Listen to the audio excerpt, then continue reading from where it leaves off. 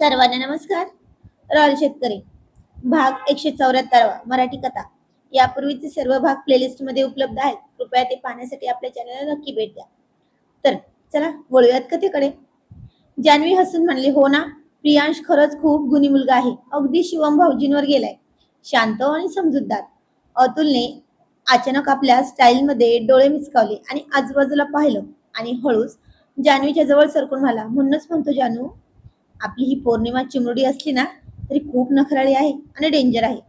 हिची ही चावायची आणि मारायची खोड फक्त हा प्रियांशच सांभाळू शकतो. मला तर वाटतं पुढे चालून पौर्णिमासाठी प्रियांश हाच योग्य जोडीदार असेल. काय बोलतेस? अतुलचे हे वाक्य जान्हवीच्या कानात पडताच तिने चहाचा कप बाजूला ठेवला आणि तिने अतुलला डोळे वाटरून पाहिलं आणि म्हणले, अहो, काय डोकं ठिकाणावर आहे का तुमचं? मुलं अजून नीट बोलायला शिकली नाहीत. 3 वर्षांचा प्रियांश आहे, 1.5 वर्षांची पौर्णिमा आहे आणि तुम्ही आतापासूनच त्यांच्या लग्नाचे आणि जोडीचे प्लॅन करायला लागलात. जान्हवीने कपाळावर हात मारून घेतला. अगं, त्यात काय चूक आहे? अतुलने हसून आपली बाजू मांडली. जुने लोक लहानपणी नाती पक्की करायचे की नाही, आणि त्यात प्रियांश सारखा समजूतदार जावई आणि शिवम सारखा व्याही मिळायला नशीब लागतं. त्या दोघांचा हा कुजबुजणारा संवाद शेजारी उभ्या असलेल्या प्रियाने ऐकला.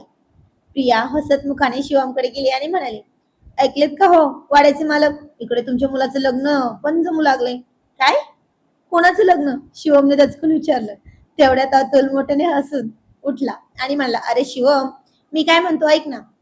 आज पौर्णिमाने प्रियांशला मारलं तरी त्याने तिचं नाव सांगितलं नाही. त्याला रोज चावते तरी तो हसून सोडून देतो. हिच्या या कडक स्वभावाला फक्त प्रियांश शांत स्वभाव मॅच करतो आणि होऊ शकतो. आताच सांगून ठेवते, पुढे चालून वाड्याची सून म्हणून ही पौर्णिमाच आपल्या प्रियांशच्या आयुष्यात योग्य ठरेल. वाड्याची लक्ष्मी होईल ती. अतुलचे हे शब्द ऐकताच अंगणात एक शांतता पसरली आणि दुसऱ्या क्षणी आबासाहेब, चैतन्य, शिवम सगळेच खळखळून हसायला लागले. चैतन्य हसत अतुलच्या खांद्यावर हात ठेवून म्हणला, अतुल दादा, वा, पोलिसांना गुन्हेगाराचा माग काढायला वेळ लागतो, पण तुम्ही तर थेट भविष्याचाच माग काढलात. पण विचार करा, जर पौर्णिमा प्रियांशची बायको झाली तर ती त्याला रोज चावेल आणि प्रियांश पोलीस स्टेशन मध्ये माझ्याकडे तक्रार घेऊन येईल आणि मी प्रियांशची केस लढायला वकील म्हणून उभा राहील. शिवमने हसत अतुलला टाळी दिली. तुम्ही सगळेच ना अगदी लहान मुलांसारखी वागता, अस्मी लाजत म्हणाली. पण मनातल्या मनात तिच्याही तिलाही आपल्या लाडक्या भाच्याची आणि लेकीची जोडी मनापासून आवडली होती.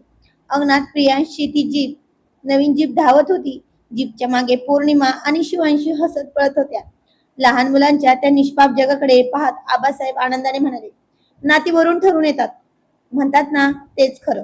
आज अतुल थट्टेत बोलला असला तरी या मुलांचं हे प्रेम असंच आयुष्यभर टिकून राहो. वाड्याला अजून काय हवं? शिवम म्हणाला, पण काळानुसार आणि वेळेनुसार जर प्रियांशचा स्वभाव बदलला तर तर काय होईल याचा कुणी विचार केलाय का कुणी? आणि सगळेच ते ऐकून गप्प झाले. संध्याकाळच्या त्या धुसर प्रकाशात वाड्याच्या अंगणात उमटलेला तो मुलांचा हशा आणि अतुलच्या त्या मजेशीर भविष्याच्या कल्पनेने संपूर्ण वाडा एका वेगळ्याच सुखात न्हावून निघाला होता. पण काय होणार होतं पुढं हे त्यांनाही माहिती नव्हतं. लहान मुलांच्या लुटुपुटूच्या भांडणातून आणि भविष्यातील नात्यांच्या गप्पांमधून वाडा आता हळूहळू शांत झाला होता. पण म्हणतात ना, रॉयल शेतकरी शिवमचा मेंदू कधी शांत बसतच नव्हता. डेअरी फार्मच्या कामाबरोबर तो आबासाहेब यांची गावरान बेत नावाच्या कंपनीवर खूप दिवस झाले शिवम खूप मेहनत घेत होता. सकाळचे 9 वाजले होते. शिवम वाड्याच्या ऑफिसमध्ये काही फाईल्स पाहत होता. तेवढ्यात लॅपटॉपवर एक टिंग असा आवाज आला आणि एक ईमेल इनबॉक्स मध्ये चमकला. शिवमने तो ईमेल उघडला आणि वाचता वाचता त्याच्या चेहऱ्यावरचे भाव बदलले. त्याचे डोळे आनंदाने मोठे झाले. त्याने तातडीने फोन उचलला आणि अतुलचा नंबर डायल केला. अतुल, कुठे आहेस रे?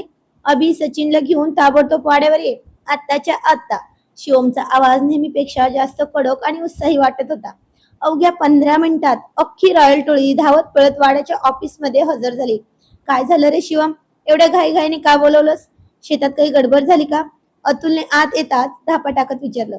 शिवमने काही न बोलता लॅपटॉप स्क्रीन अतुलच्या दिशेने सरकवली आणि गडबड नाही झाली अतुल, धमाका झालाय, हा ईमेल वाच. अतुल, अभि आणि सचिनने लॅपटॉप स्क्रीनवर नजर टाकली. तो ईमेल थेट ग्लोबल ऑर्गॅनिक फूड्स दुबई या आंतरराष्ट्रीय कंपनीकडून होता. बापरे शिवम, ही काय आहे? अभिने आश्चर्याने विचारलं.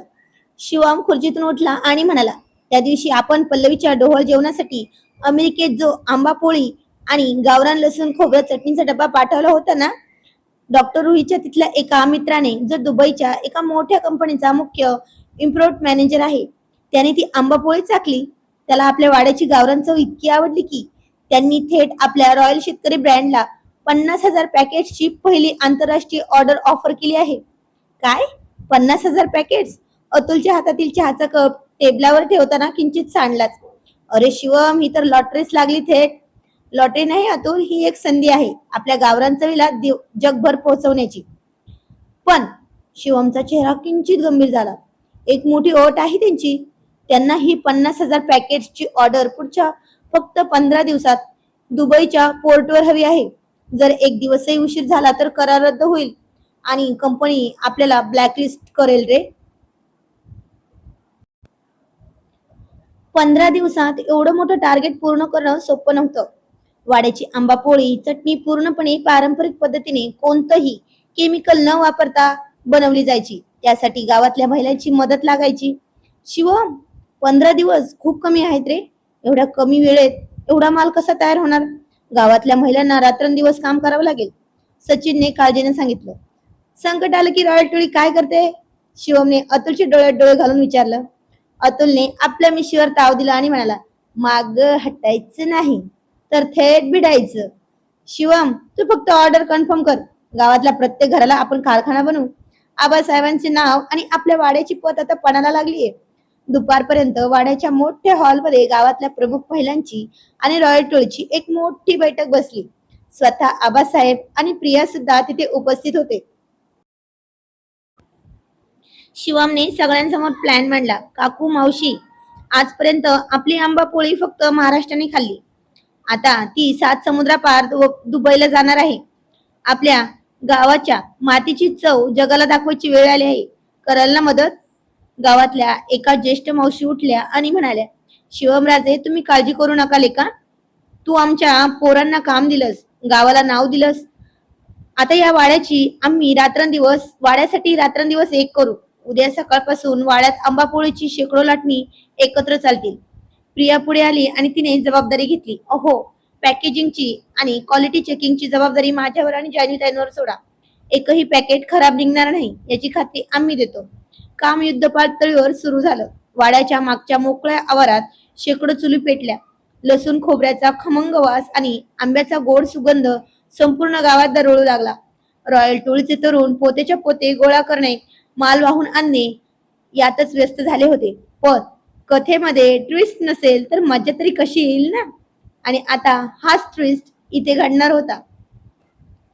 दिवसभरात 6 वेळा माल तयार होत असतानाच 9व्या दिवशी अचानक गावातली वीज पुरवठा खंडित झाला. फॅक्टरीमधील पॅकेजिंग मशीन बंद पडली. 15 दिवसांची डेडलाईन डोक्यावर नाचत होती आणि त्यात हा मोठा खोळंबा झाला. अतुल, अभि, काय झालं रे हे? वीज अचानक कशी गेली? शिवमने धावत येत विचारलं. शिवम धावत आला आणि म्हणाला, अतुल, मुख्य ट्रान्सफॉर्मर जळालाय आणि MSCBचे अधिकारी सांगतायत की नवीन ट्रान्सफॉर्मर यायला कमीत कमी 3 दिवस लागतील. 3 दिवस? 3 दिवसात तर आपला खेळ खल्लास होईल. अतुल रागाने लाल झाला. हा नक्कीच शेजारच्या गावच्या सावकारांचा किंवा आपल्या प्रतिस्पर्धी व्यापाऱ्यांचा कट असणार. त्यांनीच काहीतरी गडबड केलीये.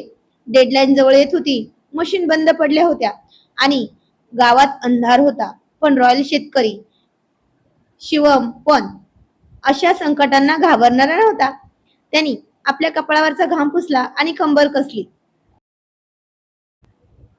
ट्रान्सफॉर्मर जळालाय आणि नवीन यायला 3 दिवस लागतील. 3 दिवसात तर आपला करार संपून जाईल. अतुलचा आवाज भीतीने आणि रागाने थरथरत होता. वाड्याच्या आवारात काम करणाऱ्या गावातल्या महिलांच्या चेहऱ्यावरही काळजीचे सावट पसरले होते. 50,000 पॅकेट्सची आंतरराष्ट्रीय ऑर्डर डोळ्यासमोरून जाताना दिसत होती. पण त्या अंधारात आणि गोंधळात एक माणूस शांत उभा होता. तो होता वाड्याचा मालक, रॉयल शेतकरी शिवम.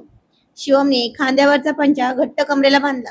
त्याचे डोळे अंगारासारखे चमकत होते. तो एका मोठ्या लाकडी बाकावर उभा राहिला आणि त्याचा खणखणीत आवाज संपूर्ण वाड्यात घुमला. मशीन बंद पडली म्हणून काय झालं? आपले हात तर शाबूत आहेत ना? अतुल, जनरेटरची सोय कर आणि जोपर्यंत जनरेटर येत नाही ना तोपर्यंत हाताने पॅकेजिंग सुरू करा. रॉयल शेतकरी कधीच कोणासमोर झुकत नाहीत. शिवमचा तो कडक अवतार पाहून अख्ख्या रॉयल टोळी पुन्हा एक नवीन ऊर्जा संचारली. काकू, मावशी आणि माझ्या रॉयल टोळीच्या भावांनो, ऐका. निसर्गाने हुलकावणी दिली म्हणून शेतकरी कधी आत्महत्या करतो तर कधी सरकारकडे हात पसरतो, असा आजवर या जगाचा समज आहे. पण आज या वाड्याच्या मातीत आपल्याला जगाला दाखवून द्यायचं आहे की शेतकरी कधी खचत नाही. तो कंबर कसून लढायला शिकलाय. मशीन बंद पडली म्हणून काय झालं? देवाने आपल्याला 10 बोट आणि मनगटात हत्तीचं बळ दिले. जोपर्यंत अतुल जनरेटरची सोय करत नाही तोपर्यंत एकही हात शांत बसणार नाही आणि थांबणार नाही. हाताने पॅकेजिंग करा, मेणबत्त्या लावा, मशाली पेटवा, पण दुबईची ऑर्डर वेळेत जाणार. शिवमचे हे शब्द ऐकताच जणू अख्ख्या गावाला गावाला कशाचा तरी आवेग आला. निराशा क्षणात पळून गेली आणि तिथं जागा घेतली एका जिद्दीने. हो शिवमराजे, आम्ही मागे हटणार नाही, गावातल्या मावशी ओरडल्या. लगेचच वाड्याच्या आवारात मशाली आणि पेटते कंदील लावण्यात आले. लाईट गेलेली असताना त्या मशालीच्या पिवळसर प्रकाशात एक अद्भुतपूर्व दृश्य तयार झालं. प्रिया आणि जान्हवीने गावातल्या महिलांची साखळी तयार केली. एका बाजूने आंबा पोळी लाटली जात होती, दुसऱ्या बाजूने खमंग चटणी डब्यात भरली जात होती आणि तिसऱ्या बाजूने हातानेच त्यांचे सिलिंग केले जात होते. शिवम स्वतः गोण्या उचलून ट्रक मध्ये टाकू लागला. वाड्याचा मालक कोट्यावधींचा बिझनेस असूनही त्याचा घामाने डबडबलेला कुर्ता आणि पाठीवर पोती वाहण्याची जिद्द पाहून अतुलच्या डोळ्यात पाणी आलं. अभि, सचिन, उचला रे हात. शिवम एकटाच भिडलाय. आपण मागे राहून कसं चालेल? अतुल ओरडला. रात्र सरत होती पण कोणाच्याही डोळ्यात झोप नव्हती. प्रत्येकाच्या हातात एक वेगळाच वेग आला होता. पहाटेच्या 4च्या वाजताच्या सुमारास अतुलने शहरातून 2 मोठे जनरेटर आणले. जसा जनरेटरचा धडधड आवाज सुरू झाला आणि वाड्यात लाईट आली तसा सगळ्यांनीच एक जल्लोष केला. मशीन पुन्हा धावू लागल्या. पुढचे 3 दिवस आणि 3 रात्री वाड्यावर कुणी झोपलं नाही आणि त्यांची रॉयल टोळी 24 तास शेतात आणि कारखान्यावर खडी पहारा देत होती. प्रिया आणि गावातल्या महिलांनी अन्नाचा एकही कण नीट घेतला नव्हता. फक्त रॉयल शेतकरी ब्रँडची अब्रू राखण्यासाठी प्रत्येकाचे हात चालत होते आणि अखेर 14व्या दिवशी दुबईच्या जहाजावर माल चढवण्यासाठी 15व्या दिवसाची मुदत होती. पण शिवमने 14व्या दिवशी 50,000 पॅकेटचा शेवटचा बॉक्स ट्रक मध्ये लोड केला. अंतिम बॉक्सवर रॉयल शेतकरी मेड इन इंडियाचा स्टॅम्प मारताना शिवमच्या हातावर आणि कपाळावर घाम चमकत होता. आबासाहेब पाठीमागे उभं राहून हे सगळं पाहत होते. त्यांच्या डोळ्यात आनंद अश्रू होते. त्यांनी पुढे येऊन शिवमच्या पाठीवर थाप मारली आणि म्हणाले, शिवमराजे, आज तुम्ही फक्त बिझनेस नाही जिंकलास हो, तर या मातीची आणि शेतकऱ्यांची इज्जत राखलीस. शत्रूने वीज घालवली होती, तुम्हाला पाडण्याचा प्रयत्न केला, पण तुम्ही स्वतः प्रकाश बनून उभा राहिलात. आबासाहेबांना गहिवरून आलं होतं आणि ते गहिवरून म्हणाले. तेवढ्यात शिवमचा फोन वाजला. दुबईच्या ग्लोबल ऑर्गॅनिक फूड्सच्या मुख्य मॅनेजरचा फोन होता. हॅलो मिस्टर शिवम पाटील, आम्हाला ट्रॅकिंग वरून कळलं की तुमचा माल पोर्टवर पोहोचला आहे, तोही डेडलाईनच्या 1 दिवस आधी. अमेझिंग. आम्हाला भारतातून बातमी मिळाली होती की तुमच्या गावात वीज नव्हती, तरीही तुम्ही हे कसं केलं? मॅनेजरने आश्चर्याने विचारलं. शिवमने हसून आपल्या मिशीवर ताव दिला आणि इंग्रजीत अतिशय अभिमानाने उत्तर दिलं. सर, तुम्ही आमच्या फॅक्टरीतली वीज कापू शकता, पण एका शेतकऱ्याच्या रक्तात असणारी जिद्द कधीच कापू शकत नाही. हा माल मशीनने नाही तर आमच्या गावच्या शेकडो शेतकऱ्यांच्या हाताने आणि प्रेमाने तयार केला आहे. चव चाखून बघा. दुबई आमची गावरान चव कधीच विसरणार नाही. मॅनेजर पलीकडून स्तब्ध झाला आणि म्हणाला, सॅल्यूट मिस्टर शिवम पाटील, तुमच्या या रॉयल ब्रँड सोबत काम करायला आम्हाला अभिमान वाटेल. फोन ठेवताच अख्ख्या रॉयल टोळीने शिवमला हवेतच उचलून धरलं. रॉयल शेतकरी की जय अशा घोषणांनी संपूर्ण वाडा दुमदुमून गेला.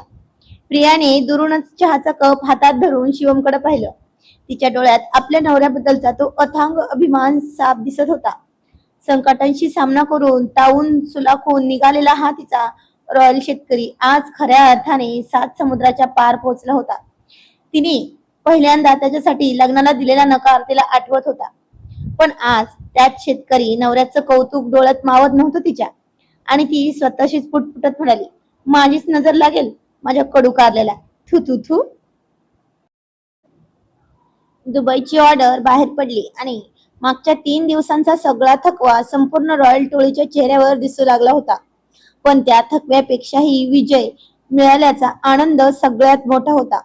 वाड्याच्या ओसरीत सगळेजण शांततेत चहाचे घोट घेत होते. प्रियाने शिवमकडे कौतुकाने पाहिलं, पण शिवमचं लक्ष चहाच्या कपाकडे नव्हतंच. त्याचे डोळे कुठेतरी दूर शून्यात हरवले होते. अहो, काय झालं हो? एवढी मोठी ऑर्डर वेळेत पूर्ण झाली तरी तुमच्या चेहऱ्यावरचा ताण कमी नाही झाला? प्रियाने काळजीने विचारलं. शिवमने चहाचा कप खाली ठेवला. कपाळावरची आठी अधिकच घट्ट झाली. प्रिया, ट्रान्सफॉर्मर ऐन वेळी जळणं हा अपघात नव्हता. कोणीतरी तो मुद्दाम जाळला होता. जेव्हा आपण 50,000 पॅकेटच्या डेडलाईनवर होतो, नेमकं त्याच वेळी वीज जाणं हा निव्वळ योगायोग असूच शकत नाही ना? तेवढ्यात वाड्याच्या दारात एक पोलीस जीपचा हॉर्न वाजला. जीप मधून इन्स्पेक्टर चैतन्य खाली उतरले. त्याच्या हातात गुंडाळलेली एक जाडजूड वायर आणि काही कागदपत्रे होती. चैतन्य त्याच्या चेहऱ्यावरचे गंभीर भाव पाहून अतुल आणि बाकीचे मित्रही गोळा झाले. शिवम दादा, तुझा संशय 100% खरा होता बरं का? चैतन्य आणि ती वायर बाकावर टाकत सांगायला सुरुवात केली. एमएससीबीच्या वायरमॅनला हातात घेऊन मी ट्रान्सफॉर्मरची तपासणी केली. हा ओव्हरलोडचा प्रकार नाही. ट्रान्सफॉर्मरच्या मुख्य ऑइल टँक मध्ये कोणीतरी मुद्दाम होऊन केमिकलचं टाकून शॉर्ट सर्किट घडून आणलं होतं. हा सगळा सरळ सरळ घातपात आहे. हे ऐकताच अतुलचा राग अनावर झाला. कोण आहे तो नीच, ज्याला आमच्या गरिबांच्या तोंडातून घास हिरावून घ्यायचा होता? चैतन्य यांनी खिशातून एक मोबाईल काढला आणि स्क्रीनवर एक नंबर दाखवला. या भागातील त्यावेळेचं टॉवर लोकेशन आणि कॉल डिटेल्स आम्ही काढले आहेत. ट्रान्सफॉर्मर जाळण्याच्या अगदी 10 मिनिटं आधी तिथं एक संशयास्पद व्यक्ती फिरत होती आणि त्या व्यक्तीला थेट शहरातून फोन येत होते. ते फोन दुसरा कुणाचा नसून आपला जुना प्रतिस्पर्धी व्यापारी सूर्याजी खोत याचा होता. सूर्याजी खोत हे नाव ऐकताच शिवमच्या डोळ्यात अंगार फुलले. आबासाहेबांनी हातातली काठी जमिनीवर आपटली. त्या सूर्याजीची एवढी हिंमत! कॉम्पिटिशन मध्ये हरला म्हणून तो थेट आमच्या वाड्याच्या अब्रूवर आणि गावच्या पोटावर पाय द्यायला निघाला. आबासाहेब, शांत बसा. आता वेळ ओरडण्याची नाही, हिशोब चुकता करण्याची आहे. शिवमचा आवाज शांत पण कमालीचा धारदार होता. त्याने हाताच्या मुठी आवळल्या आणि हाताला झटका दिला. चैतन्य, चल. सूर्याजीने आग लावली ना, मग आता धूर कुठून निघणार हे त्याला दाखवून देऊ. शहरातल्या एका अलिशान हॉटेलच्या व्हीआयपी केबिन मध्ये सूर्याजी खोत आपल्या 2 साथीदारांबरोबर दारूची ग्लास हातात घेऊन बसला होता. त्याच्या चेहऱ्यावर एक क्रूर हसू होतं. अजूनपर्यंत त्या रॉयल शेतकऱ्याचा फोन कसा आला नाही? वाडा जळून खाक झाला असेल त्याचा. दुबईची ऑर्डर कॅन्सल झाली की तो शिवम रस्त्यावर येणार. रस्त्यावर. सूर्याजी मोठ्याने हसला आणि तेवढ्यात एक मोठा आवाज घुमला. शेतकऱ्याला रस्त्यावर आणण्याची स्वप्न बघणाऱ्यांची स्वतःची घरं कशी उद्ध्वस्त होतात हे तुला अजून माहिती नाही वाटतं सूर्याजी? केबिनचा दरवाजा एका लाथेसरशी उडवला गेला आणि शिवम आत शिरला. त्याच्या मागे इन्स्पेक्टर चैतन्य, रॉयल टोळीचे तरुण आणि शिवमला जिवंत आणि एवढ्या तोऱ्यात पाहून सूर्याजीच्या हातातील ग्लास खाली पडला. त्याचे तुकडे तुकडे झाले. शिवम, तू तू इथे कसा? तुझी फॅक्टरी तर... सूर्याजी गांगरला. माझी फॅक्टरी मशीनवर चालत नाही सूर्याजी, माझ्या माणसांच्या हातावर आणि काळजावर चालते. शिवमने पुढे होऊन थेट सूर्याजीच्या शर्टची कॉलरच पकडली. त्याला एका झटक्यात खुर्चीवरून उभे केले. तू काय समजलास? वीज कापून तू शिवमला थांबवशील? अरे तुझ्यासारखे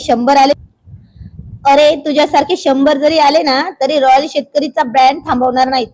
माझी दुबईची ऑर्डर वेळेच्या 1 दिवस आधीच पोहोचली आणि आता तुला मी पोहोचवतो, बघ कुठे पोहोचवतो ते. असं म्हणून एक खाडकन कानाखाली बसवली. चैतन्य, अटक कर ह्याला. शिवमने त्याला चैतन्य याच्या समोर ढकललं. सूर्याजीने खोटं हसण्याचा प्रयत्न केला. इन्स्पेक्टर, कोणत्या बेसिकवर अटक करणार? तुमच्याकडे काय पुरावा आहे? मी तर शहरात होतो. चैतन्य पुढे आला आणि त्यांनी वॉरंट सूर्याजी तर तोंडावर मारला आणि म्हणाला, तुझा माणूस खंडू, ज्याला तू ट्रान्सफॉर्मर जाळण्यासाठी 5 लाख रुपये दिले होतेस ना, तो सध्या आमच्या लॉकअप मध्ये आहे आणि त्याने तुझा सगळा कच्चा चिठ्ठा पोलिसांसमोर उघडा केलाय. शिवाय हे बघ, तुझ्या बँक ट्रान्सफरचे डिटेल्स, सरकारी मालमत्तेचं नुकसान आणि एका आंतरराष्ट्रीय बिझनेस मध्ये घातपात करण्याचा प्रयत्न. सूर्याजी खोत, आता तुझी रवानगी थेट एरोडा जेलमध्ये होणार. सूर्याजीचे चेहऱ्यावरचा रंगच उडाला होता. तो पोलिसांच्या पाया पडू लागला. शिवम, मला माफ कर, माझ्याकडून मोठी चूक झाली, मला वाचव. शिवमने मागे वळून पाहिलं आणि अत्यंत स्वाभिमानाने म्हणाला, सूर्याजी, जर फक्त वैयक्तिक दुश्मनी असती तर कदाचित शिवमने तुला माफ केलं असतं, पण तू माझ्या गावातील त्या मावशांच्या आणि काकूंच्या कष्टाचा अपमान केलास, ज्यांनी रात्रभर मशालीच्या प्रकाशात काम केलं. त्या मातीशी गद्दारी करणाऱ्याला हा शिवम कधीच सोडत नाही. घेऊन जा याला. चैतन्य आणि त्याच्या टीमने सूर्याजीच्या मुसक्या आवळल्या आणि त्याला खेचतच बाहेर नेलं. हॉटेलच्या बाहेर अख्खं गाव गोळा झालं होतं. सूर्याजीला पोलिसांच्या गाडीत बसताना पाहून लोकांनी एकच जल्लोष केला. संध्याकाळी वाड्यावर परतल्यावर वातावरण एकदम हलकं झालं होतं. वाड्याच्या अंगणात पुन्हा एकदा मशाली पेटल्या होत्या, पण आज काळजीपोटी नाही तर विजयाचा जल्लोष साजरा करण्यासाठी. शिवम वाड्यावर आला तेव्हा प्रिया दारात आरतीचं ताट घेऊन उभी होती, अगदी आईसाहेबांसारखी. तिने शिवमची नजर काढली आणि त्याच्या कपाळावर टिळा लावला. आज खऱ्या अर्थाने संकट टळलं, प्रिया हसून म्हणाली. शिवमने प्रियाकडे पाहिलं आणि तिचा हात हातात घेतला. संकट येत जात राहतील राणी सरकार, पण आईसाहेब, आबासाहेब यांचा आशीर्वाद जोपर्यंत, तुझी साथ आणि माझ्या या रॉयल टोळीची ताकद माझ्या सोबत आहे ना, तोपर्यंत या जगातला कोणताही सूर्याजी या शेतकऱ्यांचं काहीच वाकडं करू शकत नाही. आणि आज पुन्हा एकदा त्या विक्रम सारखंच जुन्या कट्टर विरोधकाचा कायमचा चॅप्टर क्लोज केला होता शिवमने. तर आजचा भाग कसा वाटला ते कमेंट मध्ये नक्की सांगायचं आहे. तर जाणून घेऊया पुढील कहाणी पुढील भागामध्ये. तोपर्यंत धन्यवाद आणि थँक्यू फॉर वॉचिंग. दरवेळेस आपल्या भागामध्ये वेगवेगळे ट्विस्ट आहेत, त्यामुळे आपली कथा शेवटपर्यंत ऐकत जा.